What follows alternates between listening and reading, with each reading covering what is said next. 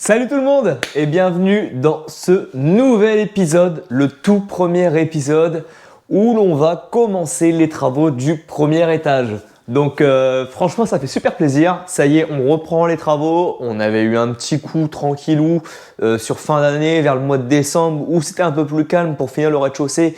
On attendait quand même pas mal de petites pièces, pas mal de petites choses. Maintenant ça y est c'est terminé, on repart dans le dur. Il est 18 h, j'ai fini ma journée moi avec ma propre entreprise. Pour ceux qui ne le savent pas, qui viennent d'arriver sur la chaîne, donc moi Alex, je suis gérant de ma propre entreprise Alex Bâti-Home dans tout ce qui concerne la rénovation d'intérieur des maisons. Donc voilà pour la petite parenthèse. Donc ça y est maintenant, ma journée de travail est terminée. Je repars sur une nouvelle journée de boulot. Ici à la maison où on attaque ce premier étage. Donc si tu n'as pas vu le tout premier épisode du chapitre 2, je t'invite à aller le voir, c'est l'épisode juste avant celle-ci, où là on te refait faire un petit tour de tout l'étage pour te montrer aussi, t'expliquer tous les travaux qui vont y être faits, pourquoi, comment, etc. etc. Donc bienvenue à toi si tu arrives seulement. Si tu n'as pas vu aussi tout le reste du rez-de-chaussée, je t'invite à aller voir soit tous les épisodes du chapitre 1, soit la vidéo timelapse où on voit tout d'un coup dans une vidéo qui dure entre 30 et 40 minutes. Mais voilà, au moins tu verras tous les travaux d'un coup. Peut-être que tu n'auras peut-être pas envie de regarder tous les épisodes. Et sur cette vidéo, si tu vois un truc qui t'intéresse ou tu te dis mais comment il a fait, sache que sur le timelapse, toutes les parties sont notées et tu peux retrouver du coup la partie avec l'épisode qui correspond sur la chaîne. Allez, ça y est, je t'embête pas plus avec ça, c'est terminé. Donc là, on va attaquer la chambre de Wyatt.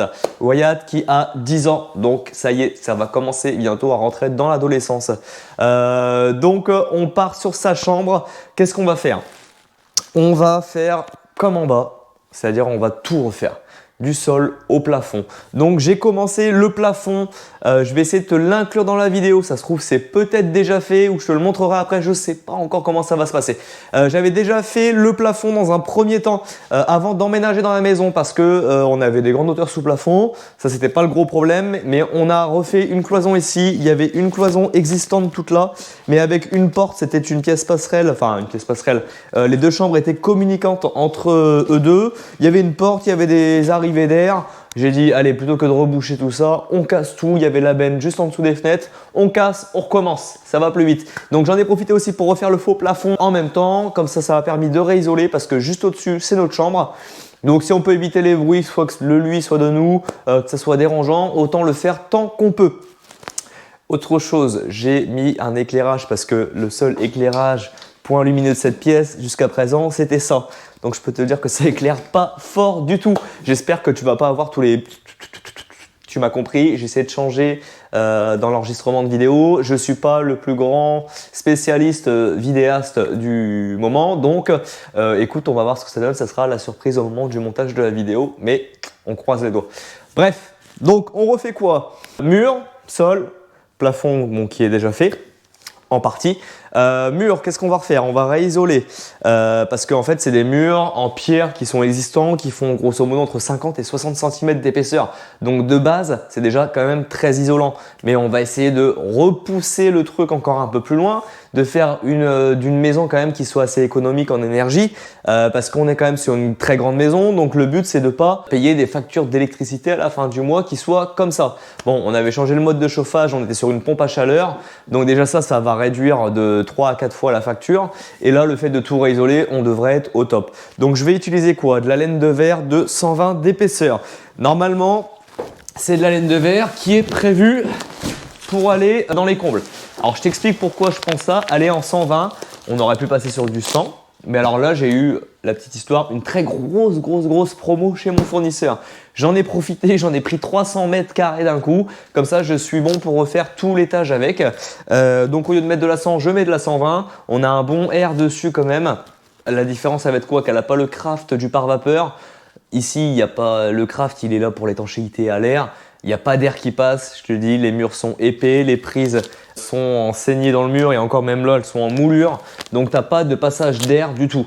Donc, en soi, qu'il n'y ait pas de craft, je te le préviens parce que je sais que je vais avoir la question. ce n'est pas dérangeant. J'ai appelé mon fournisseur quand même pour être sûr et certain avant de commander ça. Non, même pas après avoir commandé ça parce que j'ai fait les choses à l'envers. Mais il m'a dit qu'il n'y avait pas de souci et puis moi je me prends pas trop la tête. Je te dis, on a déjà des gros murs. Là je réisole, c'est vraiment parce qu'on a de la place. Donc on va partir sur de laine de verre en 120 avec un système comme l'Isofix. Donc ce que je t'ai présenté au rez-de-chaussée, c'est la même chose, sauf que c'est pas de l'Isofix, c'est de l'Acoustisap de chez Knauf. Donc je te montrerai comment on le met en place. Comme ça, toi aussi, tu sauras si tu entreprends des travaux chez toi. Mais en gros, c'est le même principe, c'est notre marque et c'est une autre couleur, mais ça fera le même travail. Tu verras peut-être que ça fait très large le plan, mais c'est normal. Bon, là, je dirais pas que la chambre elle est petite, hein. La chambre elle fait 18 mètres carrés.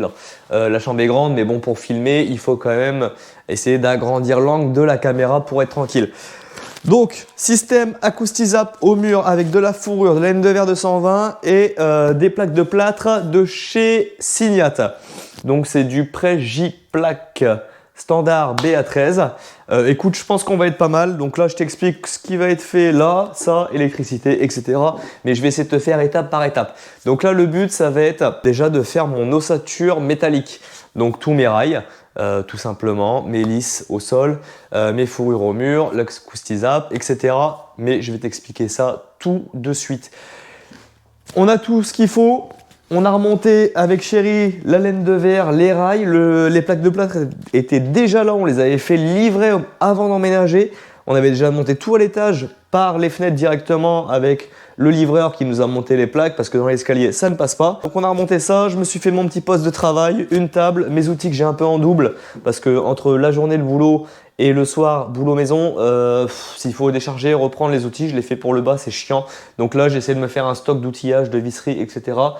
Pour essayer d'avoir quand même toutes ces choses là, une partie à la maison et une partie au boulot pour pas être embêté avec tout ça. Il y a juste 2-3 que je peux pas avoir en double, mais ça c'est tout, c'est la vie, c'est le jeu, c'est comme ça. Donc écoute, je pense qu'on va pouvoir enfin lancer ça, les travaux, c'est parti. On est le 5 janvier, il est 18 h, et il n'y a plus qu'à, go!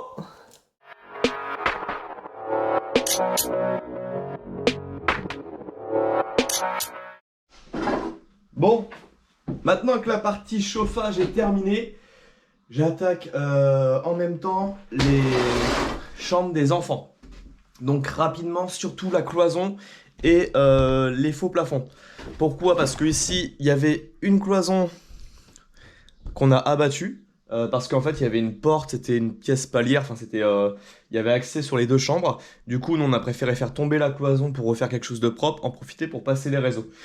Donc j'ai dû faire très rapidement, j'ai pas pu te filmer tout ça parce que c'était un peu la course, les chauffagistes étaient là. Donc j'ai dû faire cette cloison, poser un placo, qui est du... pas un placo, alors un placo est une marque.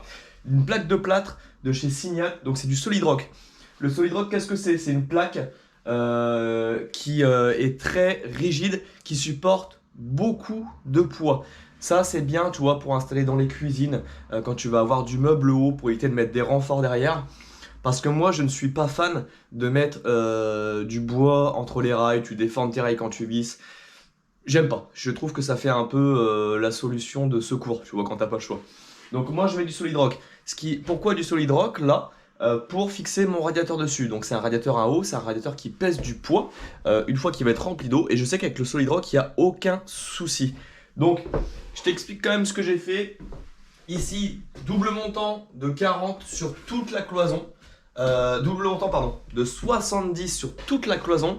Et au niveau de la plaque de Solid Rock, vu qu'on a un radiateur ici et un autre radiateur de l'autre côté de cette cloison, j'ai doublé tous les 40 cm, histoire de rigidifier encore plus la structure.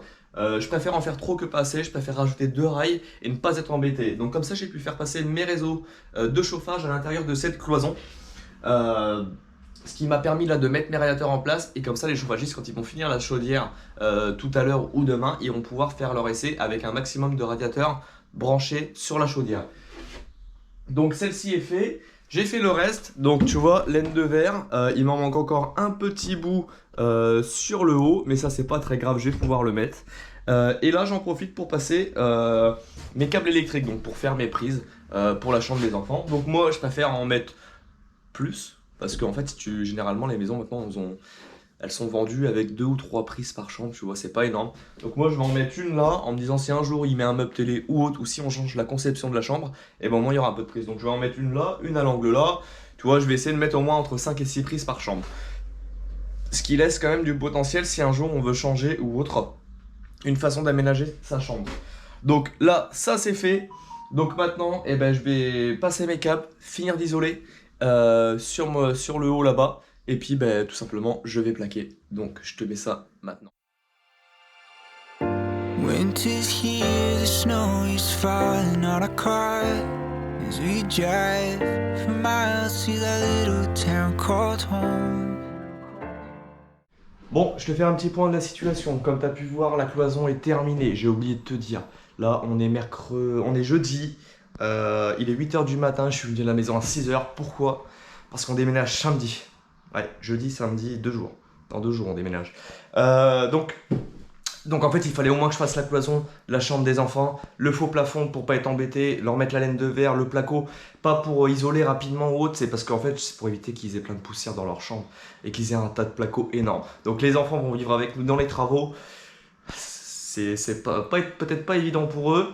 Pour moi, là, ça va. Ma chérie aussi, on va voir dans le temps, ça va être une épreuve. Je pense que ça va être une épreuve de vie quand même pour l'ensemble de la famille. Ça va pas forcément être facile, mais je suis sûr et certain qu'on va y arriver. On est forts tous ensemble. Les enfants vont mettre la main à la pâte. Donc voilà, là on va partir sur la pose du faux plafond, tige filetée, suspente pivotable. Écoute, je te fais un time-lapse de ça. J'ai une vidéo qui, soit elle est arrivée à l'heure d'aujourd'hui, je ne sais pas à quel moment sortira cette vidéo, ou elle arrivera après, mais je ferai une vidéo spéciale sur la pose d'un faux plafond que j'ai déjà réalisé chez un de mes clients et qu'il faut simplement que je monte et que je te la mette, que je te la présente. Mes maisons, boulot, devis, travaux maison, enfin, c'est YouTube, Insta, c'est compliqué de tout gérer l'ensemble. Là, en ce moment, c'est des journées de folie, mais c'est pas grave, on tient un coup. Donc là, je te mets le time-lapse et tu vas voir un petit peu l'avancement de la chambre des enfants. Tinsel hangs from every corner of the house, and Christmas lights shine bright through the cold evening fog. And I hear sleigh bells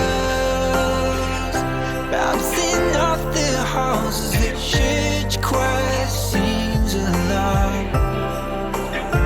I feel my heart melt when you walk through those doors for Christmas. You're all I want.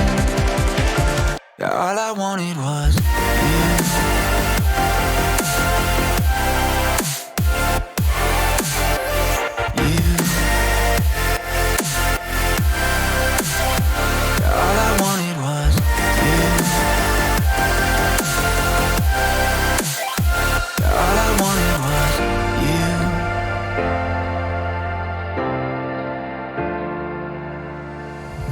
Christmas cheer and drinks with friends we haven't seen for a while, since I've been to that little town called home.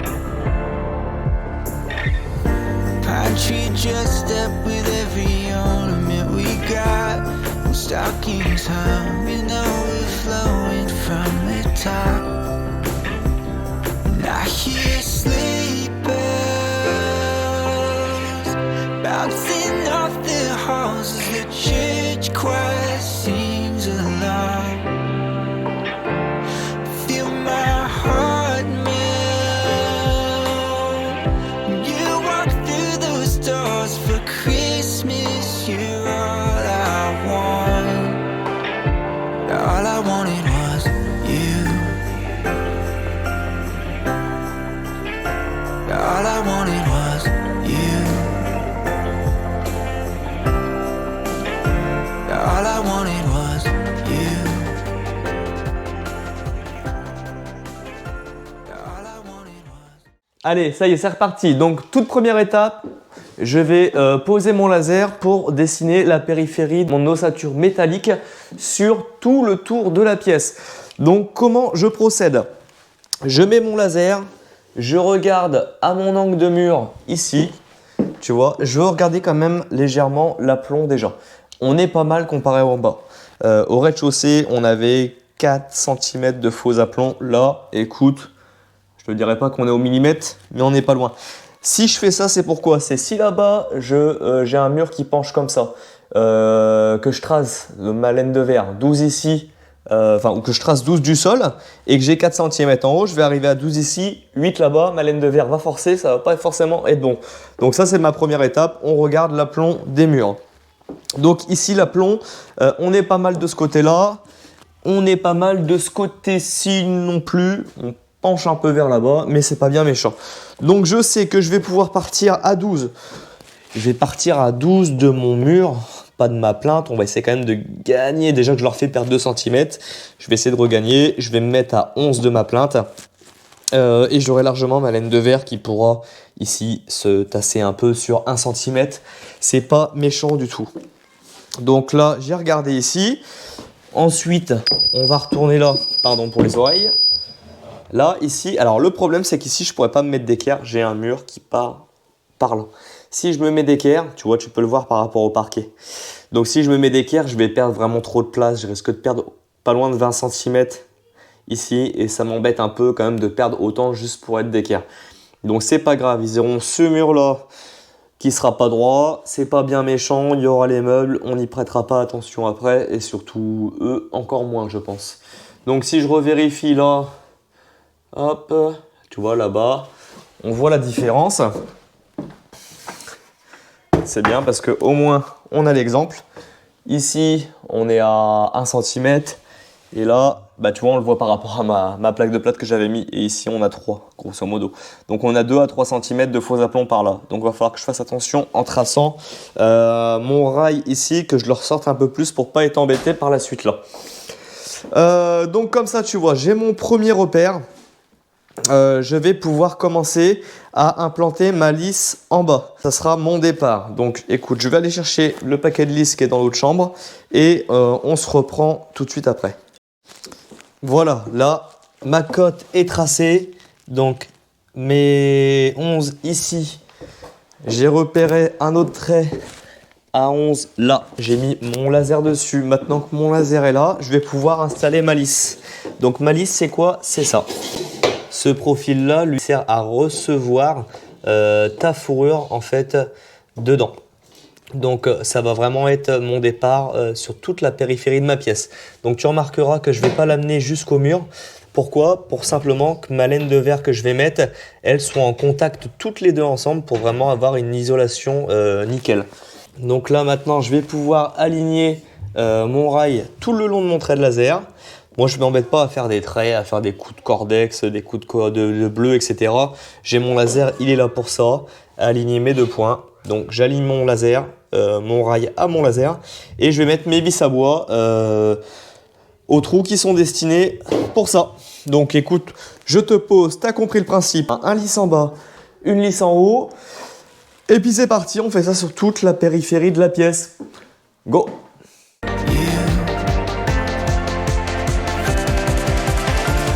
Now he's sleeping. All I wanted was you. In my heart, man. All I wanted was you.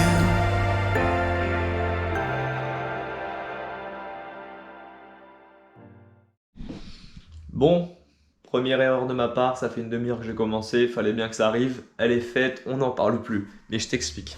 J'ai mis mon rail au plafond ici, sauf que le souci c'est que j'avais oublié que j'avais une fenêtre. Donc en arrivant là, je fais oh mince, donc là j'ai pas besoin de passer devant la tête parce que j'ai fait passer mon plafond pile poil là, donc il n'y aura pas de petit caisson en haut. Mais je peux en profiter pour t'expliquer une technique. Donc là, je vais faire mes embrasements de fenêtre. Donc les embrasements, c'est quoi? Ça va être les tableaux, les côtés qui vont venir le long de la fenêtre. Ce que je veux faire, c'est avoir une symétrie parfaite de chaque côté. Donc je t'explique comment j'ai fait, la technique que j'utilise. J'ai pris l'axe de ma fenêtre qui arrive ici. J'ai tracé un petit repère dessus. Là, j'ai pris linéaire de mon rail avec mon laser qui fait des éclairages à 90 degrés, je l'ai reporté là. Donc je sais que à cet endroit-là précis, c'est l'axe de ma porte. Tu vois, c'est l'axe de ma porte, de ma fenêtre, pardon, d'équerre par rapport à ma cloison ici. Et là, croisement, je veux pas les faire à 90 degrés. On va essayer de garder un maximum de lumière, on va essayer d'ouvrir un maximum. On va pas pouvoir ouvrir énormément parce que, tu vois, on n'a pas non plus énormément de jeu. Donc, ce que je vais faire, c'est que là, j'ai 106 ici à ma fenêtre. Donc là, je dois avoir quelque chose comme 113 ou 115. Donc, je vais prendre ma cote là. Je vais mettre de là 120, donc 60 d'un côté, 60 de l'autre. Et on va regarder, et ben, si 120, ça passe pile poil. Si mes embrasements de fenêtre ici, là, ça ne va pas gêner. Sachant que mes embrasements là, comme j'ai pas l'épaisseur pour venir mettre un rail plus un isolant, je vais les faire comme au rez-de-chaussée. Je vais mettre du V10. Donc le V10, c'est comme un polystyrène extrudé avec dessus une maille qui te sert généralement pour le carrelage, quand tu veux faire des caissons ou autre, mais ça sert aussi pour isoler. Donc là, je vais isoler ici, parce que si je mets juste un placo, on risque d'avoir vraiment un trop gros pont thermique. Que lui, le V10, lui, est isolé en lui-même. Donc je vais mettre un V10 de 2 cm, tu vois, qui va finir quelque part par là, et j'aurai plus qu'à enduire par la suite. Donc, ce que je fais, là, je mets 120 au sol, je regarde si ça passe. Si ça passe, on continue comme ça. Au moins, j'aurai mes arrêts de lisse de chaque côté, et je serai tranquille. Allez, on peut y retourner, cette fois on évite de faire des boulettes.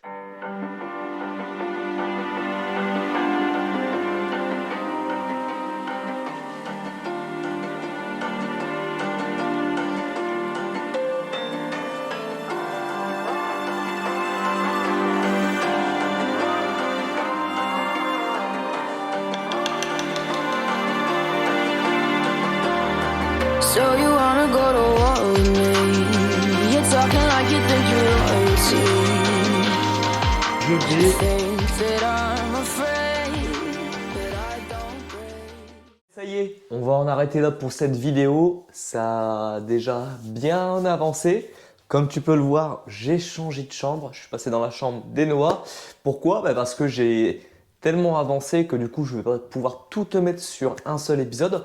Donc, je change de pièce pour pas te spoiler trop la suite. J'ai préféré te couper un peu l'épisode parce que ça va, sinon, si je te mets toute la pièce dans un seul épisode, ça va durer un peu trop longtemps. Donc, on va éviter de spoiler. Donc on va terminer l'épisode là-dessus et je pense que ça sera pas mal. Donc écoute, si ça t'a plu, surtout t'hésites pas, tu mets un petit pouce. Si tu veux continuer à voir le reste du chapitre 2, tu t'abonnes. Et si tu veux surtout rien louper des épisodes, bah écoute, tu peux aussi activer la petite cloche, c'est pas mal aussi. Donc sur ce, moi je vous dis à dimanche prochain pour une nouvelle vidéo, un nouvel épisode. On continue, on n'arrête pas. Franchement, ça y est, la machine est lancée. On est dans le dur et on compte rien lâcher. Encore merci à vous. Vous êtes de plus en plus nombreux à nous suivre. Ça fait super plaisir. On est vraiment heureux de partager encore une fois de plus tout ça avec vous. N'oubliez pas une chose, si on fait tout ça, c'est aussi grâce à vous qu'on continue de vous montrer toutes les étapes de la maison. Et plus on va y aller, plus ça va être du level. Et logiquement, on devrait vous montrer vraiment des choses qui, j'espère, vous feront plaisir par la suite. Donc, à dimanche prochain. Ciao! I heard you question my stability. You think I'll fall just like a guillotine, but I am here to stay. Won't look away. The storm is coming, so you better start running. No, you can't control, feel it in my bones. I'm coming for the, coming for the.